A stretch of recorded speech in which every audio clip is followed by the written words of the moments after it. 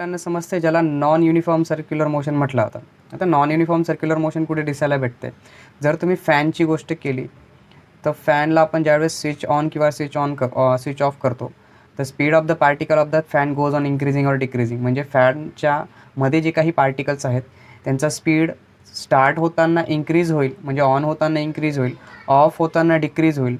अशा केसमध्ये जे पार्टिकल्स आहेत त्यांची जी मोशन आहे ती बेसिकली कशी होते, तुमची नॉन यू सी एममध्ये चालली जाते, नॉन युनिफॉर्म सर्क्युलर मोशन. कारण आपल्याला यू सी एममध्ये स्पीड कॉन्स्टंट लागतो. ठीक आहे, म्हणजे पार्टिकलचा जर स्पीड कॉन्स्टंट आहे तर ती यू सी एम आहे, बरोबर. आणि जर पार्टिकलचा स्पीड कॉन्स्टंट नाही आहे तर ती कोणती आहे, तुमची नॉन यू सी एम आहे. कशा पद्धतीने बघा, ज्यावेळेस फॅनला स्टार्ट केला जाईल त्यावेळेस त्याचा एक पार्टिकल पहिले एक रिव्हॉल्युशन कंप्लीट करण्यासाठी जास्त टाईम घेईल. ठीक आहे, मोर टाईम टेक करेल, मोर टाईम घेईल. बट जसा जसा रॅडियल ॲक्सेलरेशन वाढत जाईल, ठीक आहे, तसा तसा ह्या जो पार्टिकल आहे त्याचा स्पीड काय होत जाईल, इन्क्रीज होत जाईल. म्हणजे जो पहिले जास्त टाईम घेत होता एक रिव्हॉल्युशन कंप्लीट करायला, एक चक्कर कंप्लीट करायला जो जास्त टाईम घेत होता, आता तो काय करायला लागला, कमी टाईम घ्यायला लागला. म्हणजे ऑन करतात तो एक सर्टन स्पीडपर्यंत त्याची वेलॉसिटी काय करत राहील, म्हणजे त्याचा जो स्पीड काय करत राहील, कंटिन्युअसली चेंज करत जाईल. आणि एक असा टाईम असेल की ज्या टाईममध्ये तो आता यू सी एममध्ये चालला जाईल. म्हणजे तुम्ही 4 वर करून ठेवला असेल, 5 वर किंवा 7 वर करून ठेवला असेल, तर त्या स्पीडमध्ये तो कॉन्स्टंट होऊन जाईल. त्याचा तो मॅक्झिमम स्पीड आहे किंवा हाय स्पीड आहे किंवा तुम्ही सेट करून दिला तो स्पीड आहे, तो विसरून जा. आपण इथे नॉन यू सी एमची गोष्ट करतो आहे, म्हणून ऑन करताना हळूहळू स्पीड वाढणं आणि ऑफ करताना हळूहळू स्पीड कमी होणं, हा एक्झाम्पल येतो आपला नॉन युनिफॉर्म सर्क्युलर मोशनचा. म्हणून याला म्हटलं आता इन्क्रीज और डिक्रीज केला जाईल त्यावेळेस स्पीड ऑफ द पार्टिकल काय होईल, फॅनचे स्पीड ऑफ द पार्टिकल हा इन्क्रीज होईल किंवा डिक्रीज होईल. म्हणून बट डिरेक्शनची जर गोष्ट केली तर ऑलवेज टँजेन्शियल असेल. म्हणजे वेलॉसिटीची जी डिरेक्शन आपण कन्सिडर करतो त्या वेलॉसिटीची डिरेक्शन ऑलवेज कशी राहील, तुमची टँजेन्शियल असेल. म्हणजे जसं आपण म्हटलं की वेलॉसिटीची डिरेक्शन ऑलवेज कशी राहते, टँजेन्शियल राहते. जसं ह्या पार्टिकल आहे रिव्हॉल्युशन करेल तर वेलॉसिटीची डिरेक्शन ऑलवेज टँजेन्शियल असेल आपल्याकडे दिसताना. ठीक आहे, तर मग बघा याच्याकडे अजून आपल्याला काही गोष्टी समजाव्या लागतील. कारण कसं आहे, speed of the particle change होतो आहे, म्हणजे व्ही चेंज होत असेल. ठीक आहे, जर व्ही चेंजेस होत असेल तर त्या व्हीला चेंज करणारासुद्धा कोणीतरी असेल. तर मग तो कोण आहे बेसिकली, तर तो असेल आपला रॅडियल ॲक्सेलरेशन. जसं आपण बोललो त्याच पद्धतीने जर वेलॉसिटी टँजेन्शियल असेल, ठीक आहे, आणि सेंट्रिपिटल और रॅडियल ॲक्सेलरेशनसुद्धा तिथे असेल, तर अशा केसमध्ये जी नॉन युनिफॉर्म सर्क्युलर मोशन आपली असते त्याच्यामध्ये त्याची जी मॅग्निट्यूड आहे, म्हणजे रॅडियल ॲक्सेलरेशनची जी मॅग्निट्यूड आहे ती कॉन्स्टंट राहणार नाही, म्हणजे ती बेसिकली चेंज होत राहील. तर जर रॅडियल ॲक्सेलरेशनची मॅग्निट्यूड चेंज होते तर याचा अर्थ असा आहे की त्या केसमध्ये आपल्याला दिसतं की जी वेलॉसिटी आहे आपली ती काय होते, बदलते. म्हणजे ऑन करताना काही वेगळी, म्हणजे ऑन करताना प्रत्येक पार्टिकल पहिले इन्क्रीज करत राहील आणि नंतर परत ऑफ करताना ती डिक्रीज करत राहील. मग ऑन करताना आणि ऑफ करताना हे इन्क्रीज और डिक्रीज कसं होतं बघा. Acceleration responsible for the change in the magnitude of velocity. म्हणजे वेलॉसिटीची मॅग्निट्यूड बदलण्यासाठी कोण रिस्पॉन्सिबल आहे, तर ॲक्सेलरेशन रिस्पॉन्सिबल आहे.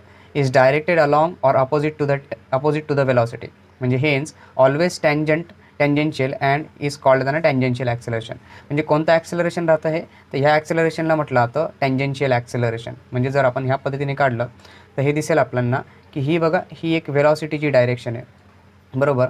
आणि दुसरं जर मी काढलं तर ही आहे टँजेन्शियल ॲक्सेलरेशनची डायरेक्शन. जर दोघांची डायरेक्शन अपोजिट आहे, म्हणजे हा आहे आपला ए टी टँजेन्शियल ॲक्सेलरेशन आणि ही आहे आपली वेलॉसिटी व्ही, या दोघांची डायरेक्शन अपोजिट आहे, याचा अर्थ समजून घ्यायचा की फॅन ऑफ केलेला आहे. म्हणजे स्पीड आता हळूहळू कमी होणार आहे, मॅक्झिममपासून मिनिममकडे यायला सुरुवात होऊन जाईल. बट ज्या केसमध्ये टँजेन्शियल ॲक्सेलरेशन आणि वेलॉसिटी या दोघांची डायरेक्शन सारखी असेल त्यावेळेस आपल्याला दिसायला भेटेल की फॅनला काय केला गेलेला आहे, ऑन केला गेलेला आहे. म्हणून याला म्हटलं जातं this is what the acceleration responsible for the change the magnitude of velocity is directed along or opposite to the velocity, hence always tangential and is called the tangential acceleration. आता एक अजून केस आहे की जर magnitude of tangential velocity change होत असेल कशाच्या वेळेस, नॉन युनिफॉर्म सर्क्युलर मोशनच्या वेळेस, म्हणून करस्पॉन्डिंग अँग्युलर वेलॉसिटीसुद्धा बदलेल. मग जर अँग्युलर वेलॉसिटी बदलत असेल तर अँग्युलर वेलॉसिटीला बदलणारा अँग्युलर ॲक्सेलरेशन असेल. ठीक आहे, म्हणजे ज्या केसमध्ये आपण बोललो की मॅग्निट्यूड ऑफ टँजेन्शियल वेलॉसिटी काय होते, चेंज होते. कधी होते, नॉन युनिफॉर्म सर्क्युलर मोशनच्या वेळेस. म्हणजे करस्पॉन्डिंग अँग्युलर वेलॉसिटी जी ओमेगा आहे आपली, म्हणजे त्याची अँग्युलर वेलॉसिटी ओमेगा आहे, तीसुद्धा चेंज होते इन्स्टंट ऑफ टाईम. आणि this is due to angular acceleration. ती कशामध्ये बदलते, कशामुळे बदलते, तर ती अँग्युलर ॲक्सेलरेशनमुळे बदलते. म्हणून आपण त्याला तेच म्हणायला पाहिजे की जर व्हेलॉसिटी बदलली तर याचा अर्थ त्याला बदलणारासुद्धा होता, that is what radial acceleration आणि टँजेन्शियल ॲक्सेलरेशन, बरोबर. तर व्हेलॉसिटीला बदलणारा टँजेन्शियल ॲक्सेलरेशन, ठीक आहे. अँग्युलर व्हेलॉसिटीला बदलणारा अँग्युलर ॲक्सेलरेशन. म्हणून याला लिहिताना लिहिलं गेलं angular acceleration alpha is D omega by D T. याला लिहिताना ह्या पद्धतीने लिहिलं जातं, बरोबर. मग थ्रू दिस आपण जर म्हटलं की नॉन युनिफॉर्म सर्क्युलर मोशन आहे, that is the particles are still in the same plane आहेत, म्हणून hence the direction of alpha is still along the axis of rotation. बघा इथे तुम्हाला अँग्युलर व्हेलॉसिटीची डिरेक्शन आणि अँग्युलर ॲक्सेलरेशनची डिरेक्शन सारखी दिसते, याचा अर्थ फॅनला ऑन केला आहे, बरोबर. बट अँग्युलर व्हेलॉसिटी आणि अँग्युलर ॲक्सेलरेशन दोघांची डिरेक्शन अपोजिट आहे, याचा अर्थ फॅनला ऑफ केला गेलेला आहे. म्हणजे दोघं केसेसमध्ये समजते. जर आपण लिनियरची गोष्ट केली तर लिनियरच्या गोष्टीमध्ये आपल्याला समजत होतं की टँजेन्शियल व्हेलॉसिटी, बरोबर, ही व्हेलॉसिटीची डिरेक्शन आणि ही होती ॲक्सेलरेशनची डिरेक्शन अपोजिट, म्हणून फॅन ऑफ केला गेला. म्हणजे जसं आपल्याला दुसऱ्या डायग्राममध्ये दिसतं आहे.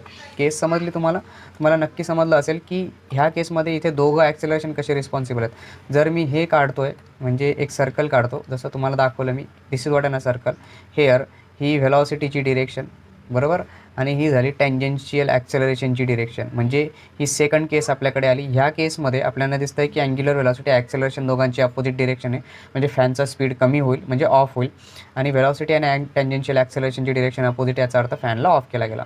बट जर सेम डिरेक्शन असेल तर डेफिनेटली आपल्याला समजायला भेटेल की फॅनला काय केला गेला, ऑन केला गेला. ठीक आहे. आय होप तुम्हाला नॉन युनिफॉर्म सर्क्युलर मोशन समजली असेल.